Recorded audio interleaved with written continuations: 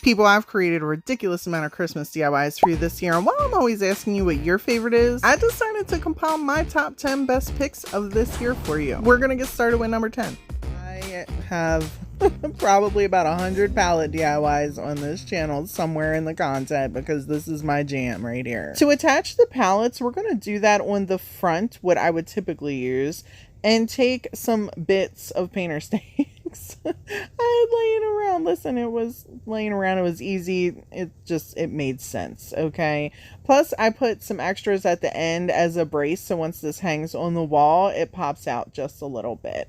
I dry brushed some of our Waverly White chalk on here, completely dried that off. And then we are going to apply our napkin to this. I will tell you the best way to approach this is section by section and start in the middle or at the bottom or the top. Pick something and go from there. Don't just do the whole thing, because when you go to cut the napkin in between these slits, it is not going to be stuck on there properly. So little by little, and then apply, and then little by little, and then apply. Let it completely dry. I'm talking a good 30 to 40 minutes before you try to remove the excess napkin. If you want to just, leave the napkin on there, then that's you, but I can't do that. So I take an X-Acto knife and I cut real close to the wood on one side. And then we have the frayed bits left on the other side. Well, we got to get that out of there because that looks tacky and we can't have that on our wall decor. So I'm taking an 80 grit sandpaper and we are going hardcore on this. I also want this a little bit rustic, so it's torn slightly. If you do not, use a 200 grit sandpaper. Once you've got all your crusty bits left gone, you're going to go in with a Mod Podge. And I do want to reiterate, I seal all these. So go over all of your projects once you're completely done. They deserve to have a top coat on them. I wanted to create a little hanger for this to just give it a little something extra. So I'm taking a square dowel I had laying around. You could use a round one. It will do the job just the same. To attach our little dowel, we're going to just take some twine and cut it to about 6 inches. Honestly, if you want to make this shorter or longer, that's completely up to you. I was kind of just eyeballing it. And you can attach this however you want. I am pulling the twine through the last gaps on each side of the rows. And then we are bringing the ends up to the little dowel. Next, we're going to bring in the stapler. And we're going to staple these pieces onto our dowel. However, it never seems to go well for me whenever I'm trying to use a stapler. So of course, first the staple didn't go in far enough. So I had to bust out the butter knife and then get the staple out of there. And then we run out of staples. So I had to go get more staples. And it was something. It's so funny to me whenever you're making stuff, you don't plan for all these little things that just take you extra time. Shit happens, right? But we get it done. Next, I just took a bunch of floral bits and attached them on here, also using the staple and some Gorilla Glue gel. And that's going to be it for this little piece. Hold up, I am on my way. I'm in motion. Let's go to the ocean. Yeah, let's go outside. I gotta be honest, people, I was a little bit nervous with the idea of building this tumbling tower block Christmas tree because the top is slanted. And I know that the hot glue will hold it in place, but I was worried that the weight of it was going to cause it to tumble back and forth. So we'll get there. I will show you guys what I'm talking about. To start this off, we're going to need a lot of 2x2s. Now for the base, I'm doing, see how the 2x2s, I'm gluing 2x2 together, and you will need 2 sets of these. So it will be 8 total blocks just for the base of our tree. I will tell you, I used almost an entire block of the tumbling tower blocks from Dollar Tree to create this piece. Not the whole thing, but again, you can make this as big as you want. I'm just giving you guys the idea. So after I had these all in their 2x2 little partners, I started gluing on the base. This the whole bottom piece that I have right here that you see me gluing it onto, I just had that laying around and I thought this would be perfect for the bottom of this. Use whatever you want. If you want to use tumbling blocks to create a base, do it. So here's where I started with the construction of trying to figure out how to angle this. Now, my girlfriend, Angela Jones, DIY, she has built stuff like this before with tumbling tower blocks, and she will use a little dowel to put in between. So you got like a place to press the tumbling blocks onto and apply a lot of glue.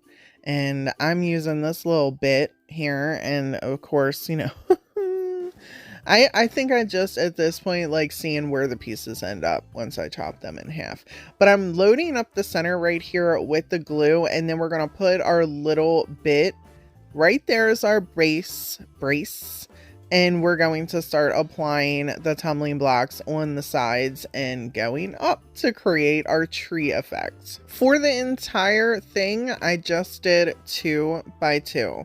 So each side of our tree here will have 4 tumbling blocks, and I used tacky glue. I know, tacky glue. I usually use wood glue and hot glue, but I had the tacky glue kind of just sitting right next to me, and I'm low on wood glue, and you know, you got to tip it over and then squeeze it out, and I was like, it was just easier to use the tacky glue for this.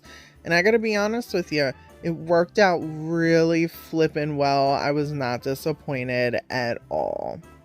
So you can see me hesitating every time I go to put on the next layer because, one, I was trying to move the tumbling blocks around so they were not all facing the same exact way. So once I put the stain on here, it would have different variations in the tree.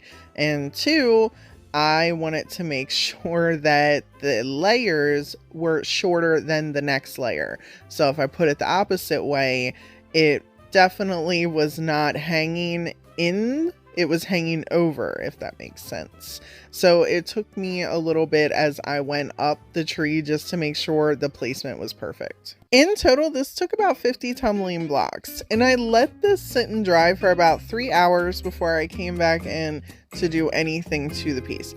If you want to stain them beforehand, you go right ahead. I usually come back in and do that afterwards. Now I am spraying this with water. I know you guys are like, what the hell are you doing? Listen, it is a quick and easy way to spread your antique Waverly wax around when you have water.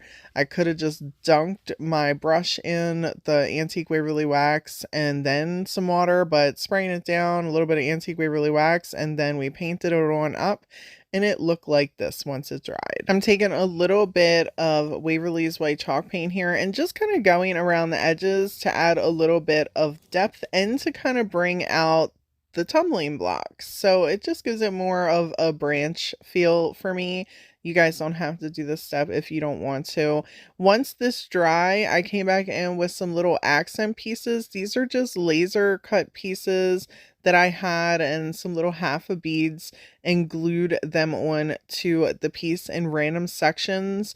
You could color yours, you could put glitter on yours, or add greenery. Any of that would look good as well. I just wanted to add these and keep it as neutral as possible, and I thought that the laser pieces would pop out having that white in the background.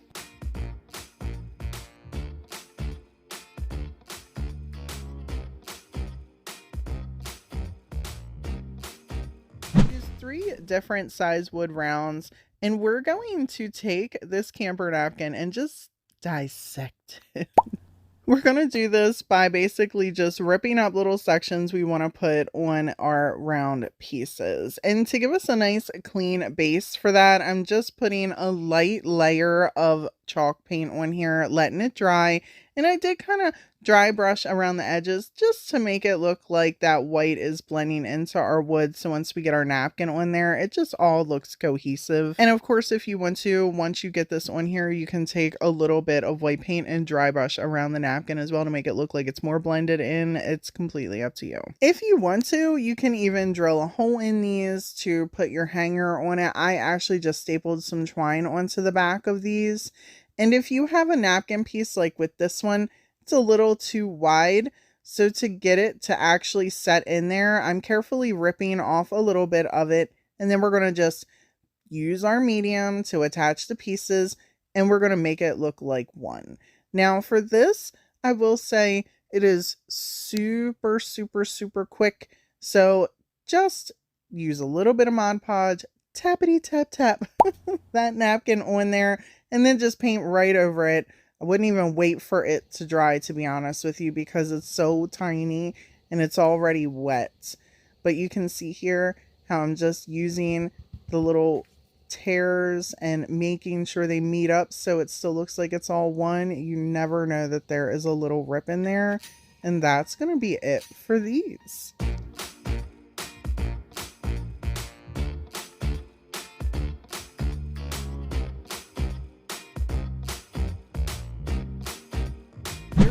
One of the tag signs from Dollar Tree. You could really use any type of tag sign, but this is one of Dollar Tree's tag signs. We're gonna paint the back of this white, just one coat. We just want to get that brown off of there because we're gonna decoupage this gorgeous napkin on to here. And the reason I picked this napkin is because there's so much real estate. Most napkins, each little square piece has the decoration. This one did not. It only had it on 2 of the sections. So now I get to use more of that ornate design. But before we do, we're going to need to cut our little shelf piece. This is a little circular, I don't know, I call these ornaments from Dollar Tree. What do you guys call these things? It's an ornament to me, but it's a wood piece. And we just need to chop off the back and make it flat. So I'm going to take this outside with my miter saw and give it a once over. So this way it's just like this. And then I'm going to paint it white so it matches. Okay. Now, while that's drying, we're going to peel off a corner of our napkin and get all the sneaky layers off. This is a quick and easy way to just get all the little extra bits so you have the top decorated layer. If you guys are new to decoupage or you want some more information on decoupage, you have come to the right channel. I will link all the how-tos and tutorials that I have down in the description box. Even have a decoupage medium video for you to check out if you need all that information. I go into deep, extensive detail in many of them, as well as a link to my website because I sell napkin bundles down there. Anyway, now that that plug is over, let's get back to our project here. Whenever I'm decoupaging a napkin, I like to say less is more, because the more Mod Podge you use, the more your napkin will rip. Unless you come across a napkin that is as thin as this sucker. This was so thin, there was no wiggle room with this at all.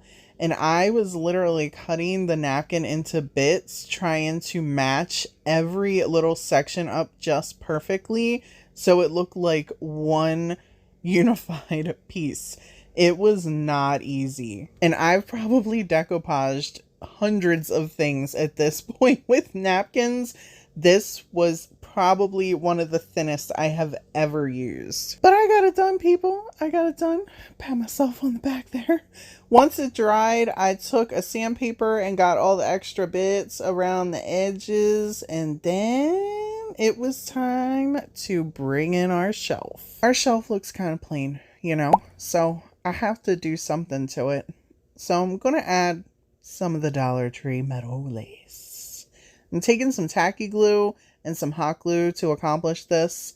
And I'm going to cut the ribbon to size, obviously, but not go all the way around to the back of the end, the back side, where we're going to be attaching it onto our tag. To my surprise, this was fairly easy with the tacky glue. I was rather impressed. When I've used a Gorilla Glue gel to attach the metal ribbon onto or lace onto stuff, it pops off a little bit. The tacky glue and the hot glue, it was really a nice combo. To attach the shelf, I used the tacky glue and the hot glue. I would come back in if you want this to last and not fall off over the long term. Use stapler and staple it from the back or put some nail pieces in there. And that was it for this one. I did add a little floral at the top, but absolutely love this piece and how this came out, and you are not going to believe how well this piece paired with the two Christmas trees.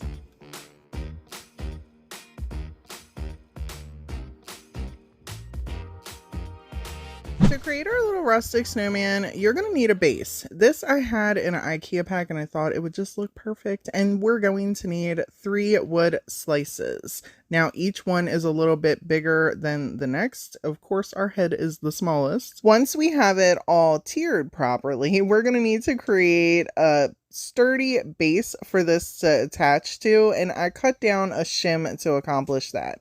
And of course, I'm trying to bust out the wood glue and it's all stuck in there, and I got lazy and just screwed off the lid, and it then poured out onto our wood slices.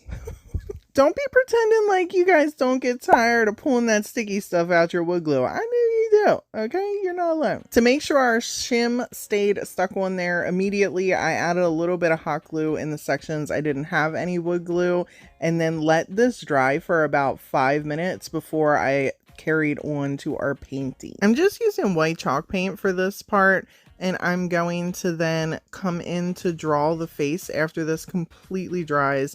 I am taking a little bit of it and brushing around the edges of our wood as well, so it just all looks blended in. This is a little snowman I had left over from last year that I got from Walmart. The sucker was on it really well. I had one hell of a time getting this little hat off of here. Pulling one hat off of a snowman and put it on another snowman. For the face, I'm keeping it very simple. We are painting on our little orange nose. I kept the eyes in the shape of like an oval. And for the smile this time, instead of doing dots, I made like little squiggly lines. For his little scarf, I'm taking some Dollar Tree fabric that I have on hand, and I'm cutting it about 7 inches long, and we're going to just create that little dovetail effect at the very end of it, wrap it around his neck, glue it on him, and then we are going to glue our snowman onto our base, and that's going to be it for this little guy.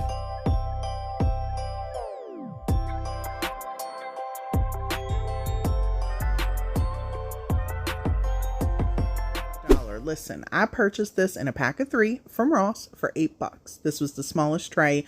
I am rounding. It was $1. Okay.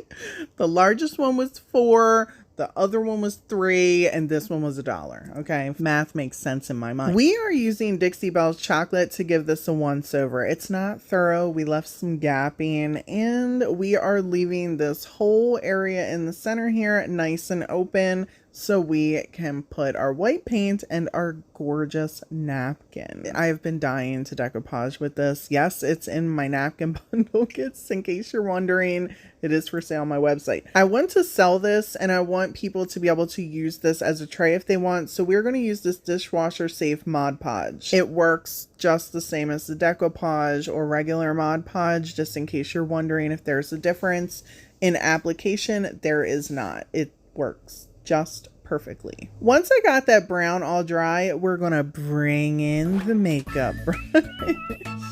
I'm going to take some of Waverly's plaster, and we are going to dry brush this very thoroughly over the whole piece.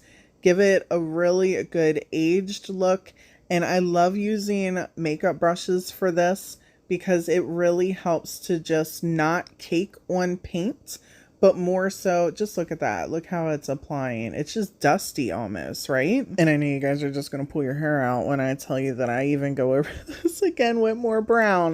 Listen, it's a layering process. It is just what I do. I wanted to add like a banner type thing almost around the edge.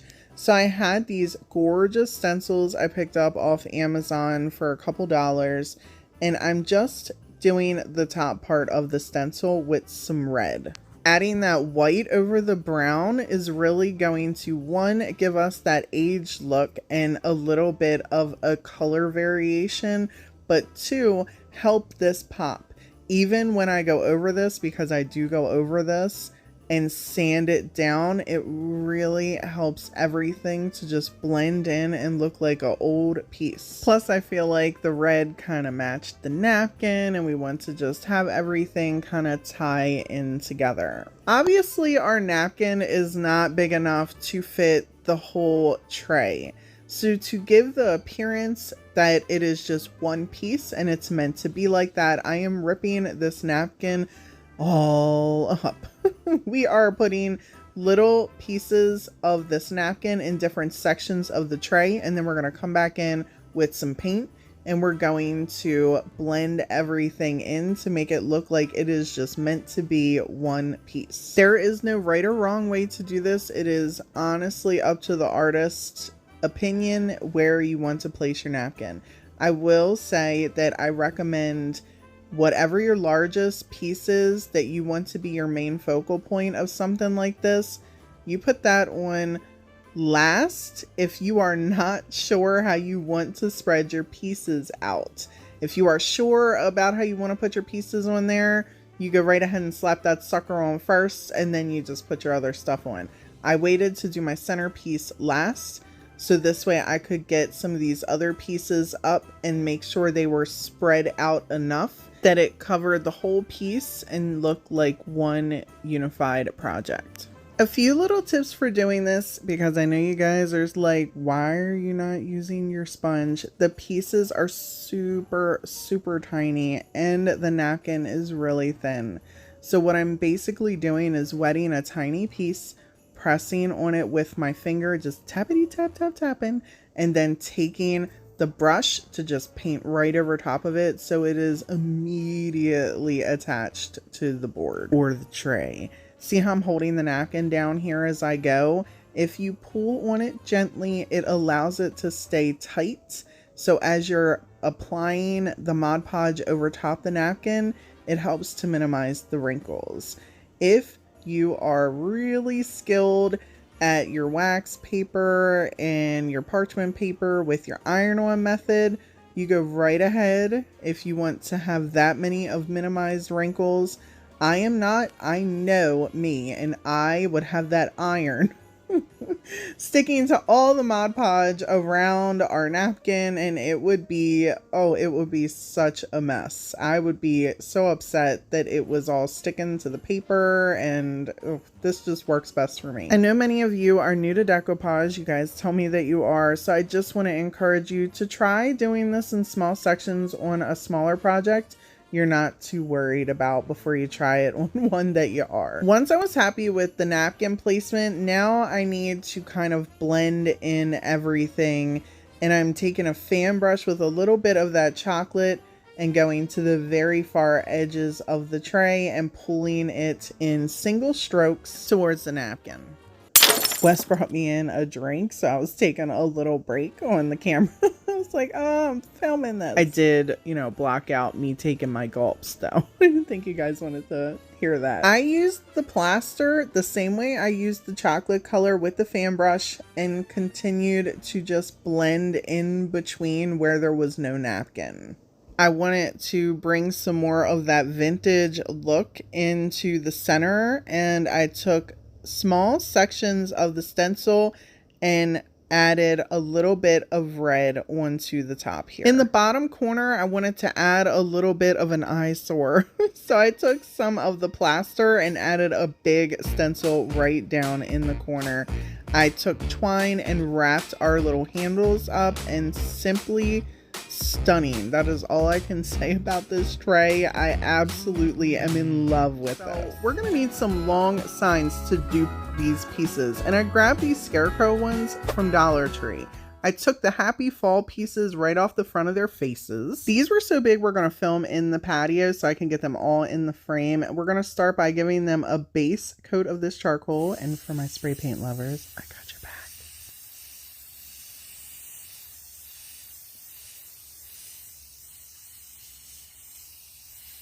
Once that dried, I went over it with a white and a gray paint. I just mixed them together for the background. This is what we are going to use as our base color. And for all of you judging me right now because I got my purple smock on, my Christmas themed sleeves, no socks, mind your business, okay? In my creative zone. I was trying to get everything in the frame and there was just no easy way around it, okay? Anyhow, all I'm doing here is creating the faux wood slat look. And I'm just using a pencil and one of the other scarecrow boards to accomplish that. The dupe had 4 slats. I'm just using 3 with the thicker in the center and 2 small ends on the sides like this. And I did this for all 3 boards. And how I did that is I put one board on top the other slightly down so I could see where I marked them originally, and then use the other board to draw a straight line on the top. And these don't have to be perfect anyway. They're not the main showcase, and real wood isn't perfectly straight anyhow. Well, most of the time it's not. And the dupe itself, it's really vinyl. What the Etsy store was selling was the vinyl pieces at the very top. I just happened to like the decor that was in there. I'm like, we're duping this. Y'all know I ain't turning that Cricut machine on. Here is our color palette. We're going to use all these colors, nothing else, just differently for each tree. Each tree is slightly different than the other, which is another reason I love this so much. I'm using 3 different paintbrushes as well to accomplish these. We're going to start out by creating the stems, and I'm mixing some black and brown for this. Since the trees are big, we're going to need a thicker paintbrush. We are not trying to be here all day. And if I'm being 100% legit with y'all, it took me about 40 minutes to paint the 3 of these trees. Since the bulk of your paint is on the brush at the very first stroke, I'm starting at the bottom of the tree and then just gliding our paintbrush up, because we're not going to really see the top of the tree, but we will really see the bottom of the tree. And I did this for each one of the trees. Now here's where I mucked up a little bit. I got a little bit cross-eyed, I guess is a way to say this, because I had the boards directly next to each other and I misplaced the center in the last one. So I wasn't trying to repaint it and go over again. To adjust this, I erased the pencil line and moved over our faux wood slats. See how I'm showing you? And then came back in with some paint and just made its trunk a little bit thicker. So that trunk just has a little bit bigger of a bottom than the other trees, but it all worked out just fine. And at this point, if you're gonna make adjustments to the trunk, I would do that before you start putting on your branch tree pieces, the green spaces. For our first tree, I'm using this type of paintbrush, and we're going to go in with the dark green first, and I'm putting a healthy amount, and we're just going to do little stripes on the sides, not completely straight. We're going to kind of curve them a little bit and go just like this all the way down to the bottom of the tree. I'm not putting them right on top of one another. We do not want to actually smear our lines, and when they dry, you're welcome to go back up and add more in. So this way it looks like we are layering and just adding in the different levels that you would see when you're looking at a tree.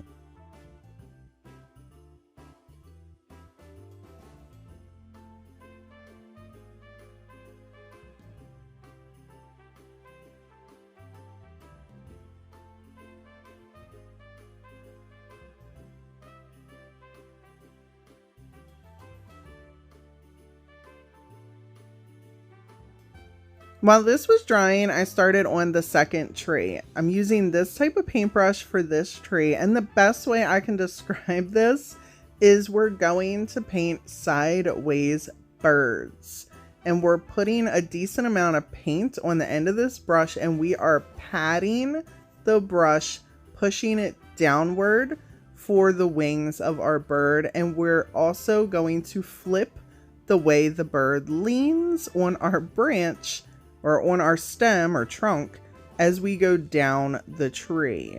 And we're going to make these bigger as we go down as well, because we're going to add in another sideways bird, and it's going to be a different color. So we're starting with the dark one first, and I do this all the way down. As you'll see, I alternate the sideways bird. I'm sorry, I don't know how else to describe that. It looks like if you're looking at a painting, you know how they paint little birds? That's what these look like to me. And we're just gonna make these, like I said, all the way down.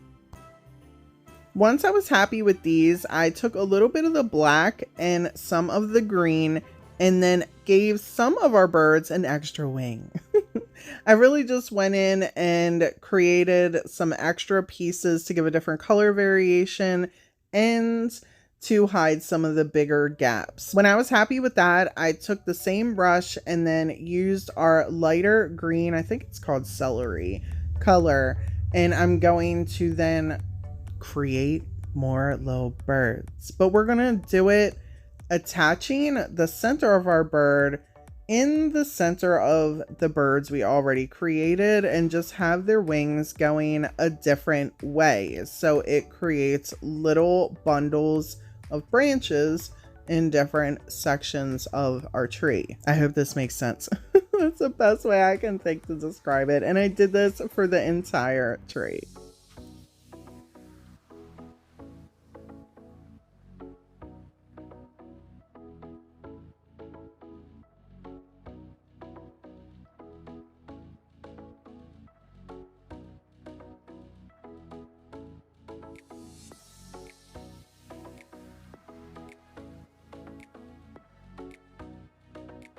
For our last tree, we're going to use a fan brush, and we're going to start out with our dark green and just tap the tip of the brush, and we're just going back and forth, starting very small at the top. And that's all we're going to do. Just tappity tap, tap, tap, back and forth, creating straight lines with our fan brush all the way down our tree. Since I usually start trees with a darker base, I did go a little bit wider in certain sections than I should have, but I like the end result. I wish I would have stayed slightly thinner at the very top than how I'm getting a little bit wide right here. I wish I would have done that for, you know, just to give you guys a little, you know, if you're going to do this, I would recommend just staying really skinny at the top. But at the end of the day, the result was beautiful.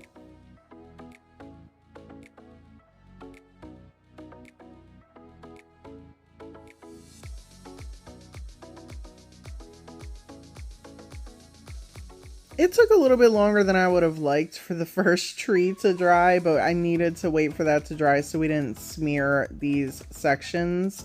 And I'm coming in with that lighter green and then just going in between the gaps with the same type of stroke to give this more depth.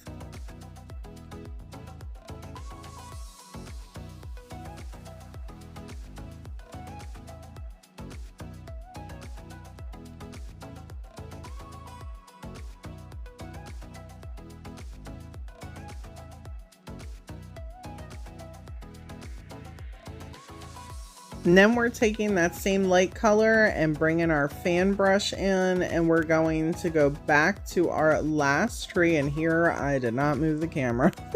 So I'm going to just skip it on over to the section where I noticed that there was a problem. There we go. Pay no attention to the fact that most of the tree is already painted. I love y'all. I just forgot to move it. I wasn't trying to exclude you from the painting. I'm sorry. Please forgive me. Okay. Let these completely dry. I guess that's going to really depend on how thick the paint is that you're applying, but it took mine about 10 minutes. And then we're going to come in with the fan brush on this tree to add in our faux snow, or our snow. I mean, we're painting snow, so is it really faux? I don't think it is. And you can be as creative as you want on this section and add as much as you want. Just make sure you stay in between your sections. And then when you get around to your edges, if you want to leave it or add more, it is entirely up to you.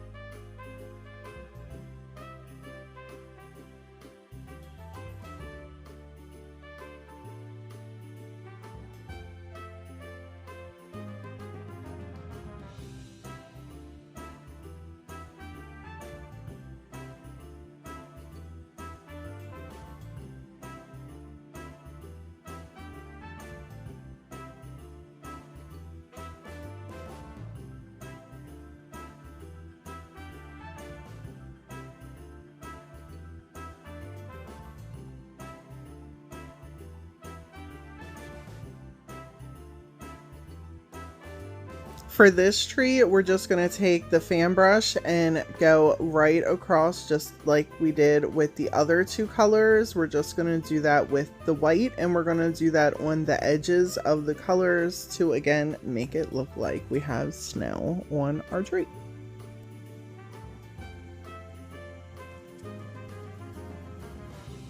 And back to the first tree, because we had to wait for this to dry, we're going to just do the same thing here. We're going to use our original paintbrush for this, not the fan brush, and add on our snow to the ends of our tree pieces.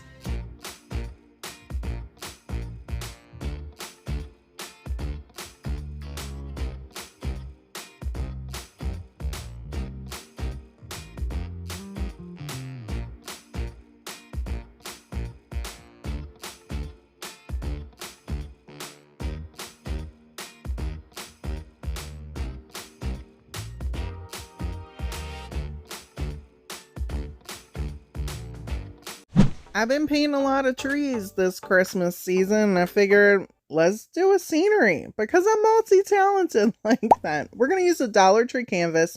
You can use whatever size canvas you want. This is what I had on hand.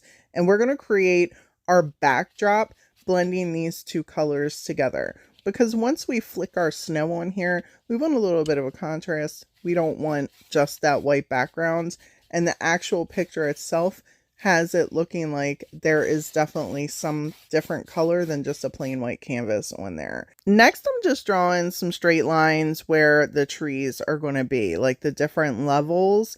And mind what I'm using. Listen, I just grab whatever, okay? I don't know where a ruler is around this joint, so I improvise. Above our trees, there is like a shadowing. So to create that effect, I'm mixing a little bit of brown and black together, and we're going to create that effect as well. I'm also making sure the brush is really dry when I go to apply this. So there's just a very minimal amount of paint on the brush. And then I'm basically starting below where I know the trees are going to be and just pulling the brush upwards and loosely, so we do not leave any end marks. We want it to just look like that fades right into our sky.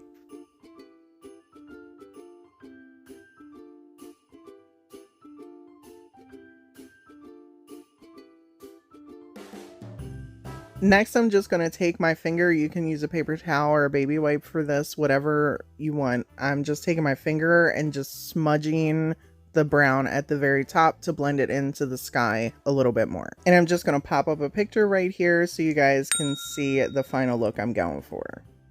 Next, I'm taking the brush again, making sure it's super dry, and I'm going to just add a little bit more of heavier color variations in certain spots.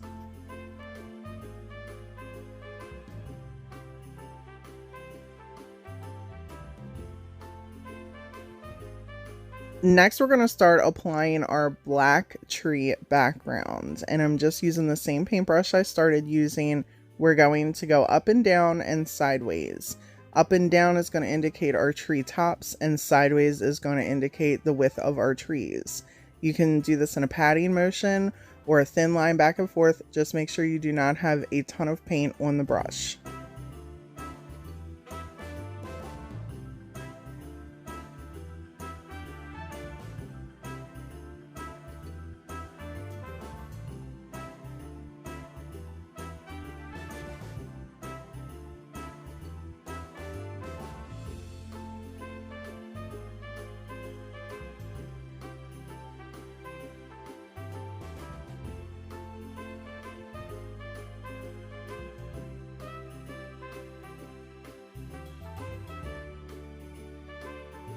Once I was happy with the treetops, I then just started taking the black paint and really filling in the bottom. I did some padding and I did some long strokes with the brush, just making sure I fill in most of the white canvas. I did not leave a whole lot of white, but just a little bit, because we are trying to make it look like there's different layers in our trees and levels and some depth.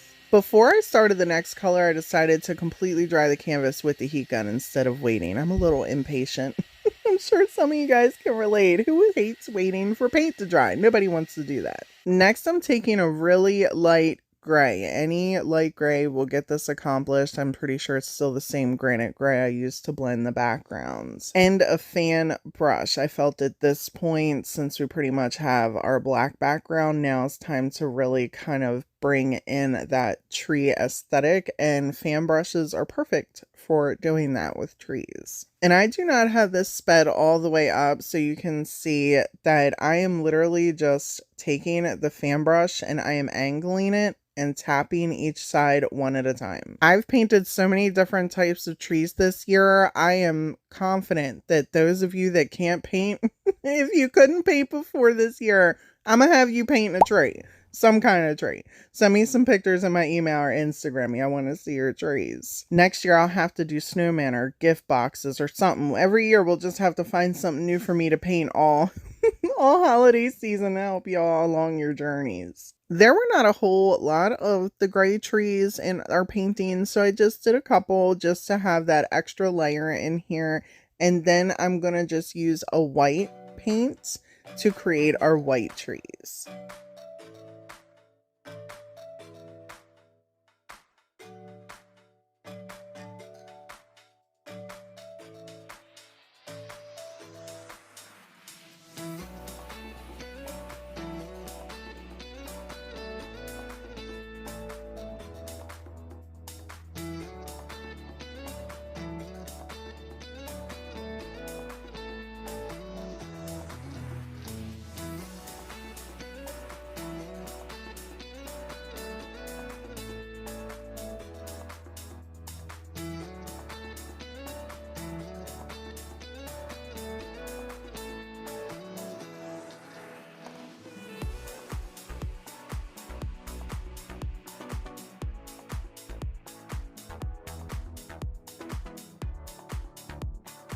In total, it took me a little over an hour to paint this, and honestly, it's so stunning, it belongs on a much larger canvas. In my opinion, this is something you could keep up all year long in your house. If you got a spare toothbrush, I recommend that for this part. I did not, so I am just using a paintbrush, and we are flicking some snow all over the top of our canvas. I do hope you guys will give this a try. If you do, feel free to send me a message on Instagram or email me a picture. I love seeing people's DIYs and having them share those things with me. I know so many of you say you love to watch me paint, so I hope you're getting your fill of that this season. I surely have been enjoying these pieces I've been making for you. I call it a wood giant tree slice, even though it says it's a wood sign, but it's more like a very thin slice of wood. And we're going to use 2 of these crates. Now, we're first going to just take our antique Waverly wax and we are going to stain everything. Using a baby wipe is probably the best method to apply this quickly and easily. I am actually out of baby wipes, so I'm just using a paper towel here. Now while that's drying, we're going to create a raised stencil. I'm using some DAP spackling here. My favorite is Joint Compound, but I can't get to it, and this was right over my head, so it's a little dry, okay? I was struggling to get its crustiness out of here, but we're gonna make it work by adding some white paint to this and some water. And just use a little bit of elbow grease until you have the consistency of smooth butter. And then pick out your stencil. I thought this one would go just perfect with the way that it just kind of lays when I turn it, you know, like a triangle and at the top of the tree. And then we're just going to patch it in as we go down. I did take a minute to kind of center our little crates and make sure that it wasn't going to overlap where we're going to put our spackling. And once I had that all marked up, I started applying our little mixture here. Now I have this little spatula thing because I get most of my craft supplies at Ross, and this just happens to come in one of the little paintbrush bundle things that I purchase. But don't hesitate to use a spoon. You got a plastic spoon laying around, use that joint. It will do the job just the same. I've been doing this for years at this point, and I tell you, it doesn't matter if you have crafty special tools. It is going to look like this no matter what, as long as you keep your stencil in place. And a little tip, if you want an extremely professional finish, make sure you're washing your stencil in between applications. As you can see here, there is a little bit of smudging. I'm going to show you how to fix that though. For crafter's sake, I like to call it, just to save some time, I may cut a corner or two. Okay, please don't hate me. If I'm not reselling a piece, and I'm keeping it and I'm just kind of showing you guys inspiration, I have no problem doing that. But I like to be real with y'all and let you know, like, hey, I'm not washing the stencil every time. This is why it's bleeding, or this is why there's extra. And in case you guys do that, guess what? I'm going to show you how to fix it. Like right here. Wait until this is dry, and then you're going to take a tiny paintbrush with a little bit of your Antique Waverly wax, and you are just going to go over it. And boom, it is completely fixed and it looks really, really nice. That is a good reason why you paint first or stain before you do a raised stencil like this, in the event that there is some bleed through. And even though you try to do as much as you can to prevent that, you can go back over it, and these little details will help fix those problems and give you that high-end looking finish. Here we are just addressing the dangly crusty bits that are hanging off the side of our tree slice. After this dries, it's pretty hard, so being able to kind of flicking one off there, scraping one off, is super easy. Next, we're going to glue on our crates. Make sure you're using some wood glue for a long hold and some hot glue for the quick hold. And if you want some extra protection, don't be afraid to use a drill bit to put some screws in there and some little pieces in the back, so it really, really stays on for a long time. And these are just some little snowflake laser cutouts that I had, and I am putting different ones on the top of these trees.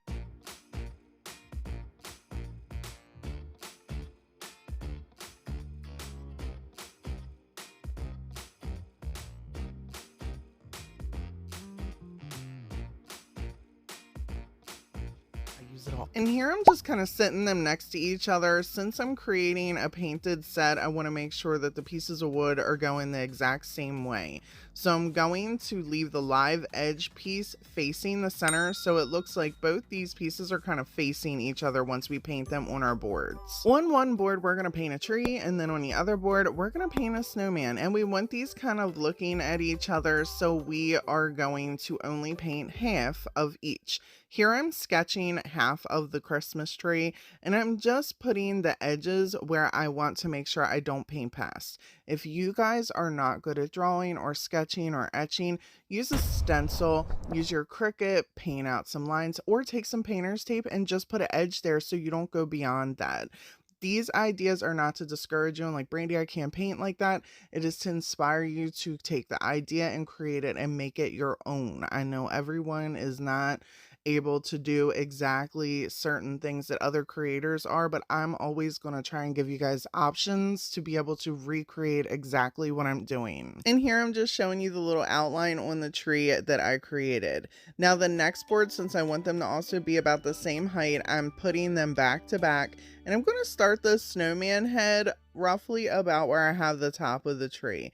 And of course we're going to start out one smaller, and then if you want to do a big belly and just go all the way down, you go right ahead. I decided to do 3, like most snowmen. You know, they got the little chest area and then their voluptuous little bottom area. And here I'm just showing you that we have that all traced out for me to be able to start our painting. Typical trees are not just one green. You know what I mean, people? They got a little variation. And we're going to do the same thing with ours using these 3 colors. And for our trunk and some accents, I'm going to be using these 3 colors.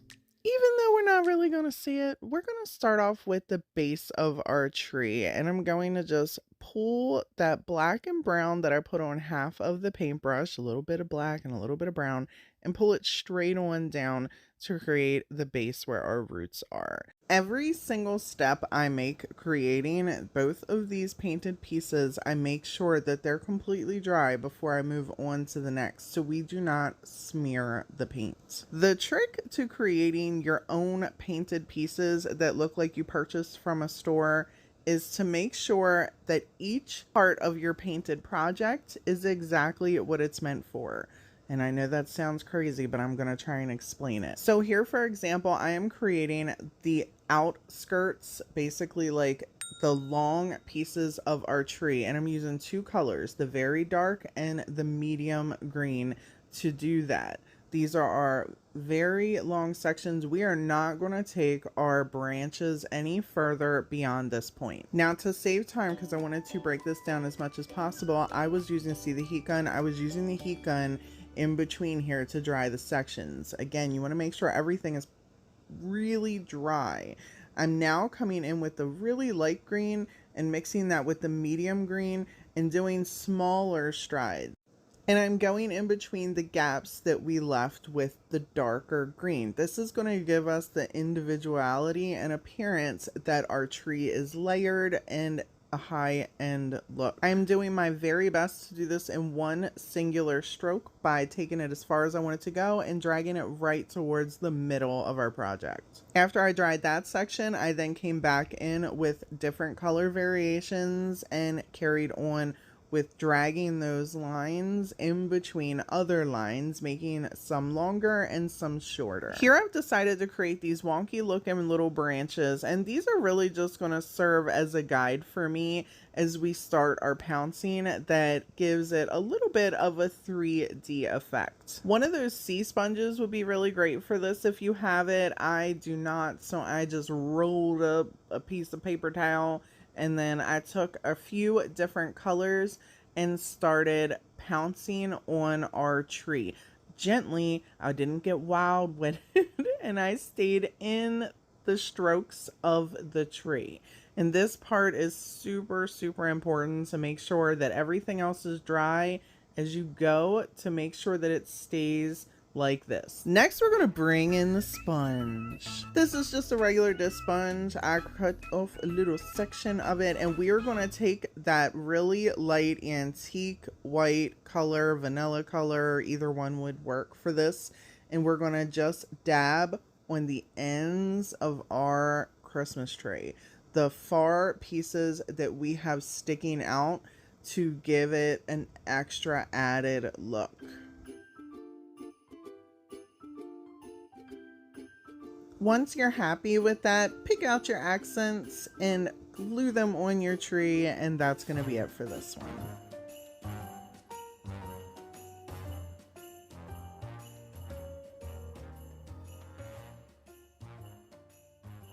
For our snowman, we're just going to be using these two colors. The gray is to help us give a little bit of that 3D shade look. Starting out, we're just going to take white on our paintbrush, and I'm using an angled brush for this part, and I am going to just create our outline.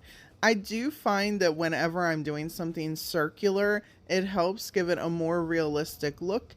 If the whole way that you're painting it, you are keeping that circle motion with the paint. Once it's dry, we're going to come in with a little bit of that gray, and we're just going to put it on the very tip of our slanted brush, and then put some of the white on the back of the slanted brush. And then we're just going to really go around our edge here, and we're going to continue with that circular motion.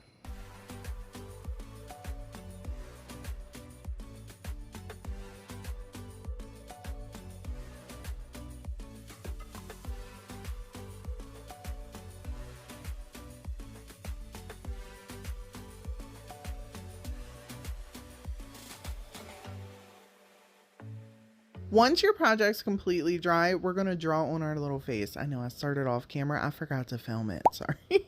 Since we want our little guy looking over at the tree, we're going to create the illusion that his eyes are looking that way. So to do this, we want the back end of the eyes to be slightly flat instead of completely rounded. For our smile, we're keeping it super simple and just using some little dots here. And then to color in the nose, I'm going to use some pumpkin orange color and paint that in And for the eyes and the mouth, we're gonna bring in the Sharpie. You can paint these in if you want as well. I find it easier when you're doing something easy like this and kind of detailed, that Sharpies are a perfect tool for the job.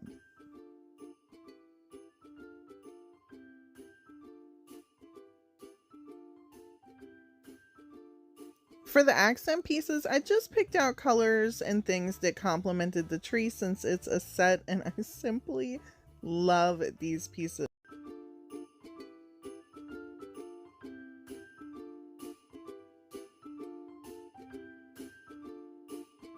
People, thank you all so much for hanging out with me today. I hope you all enjoyed my top 10 best Christmas DIYs of this year. As always, I appreciate you so much, and until next time.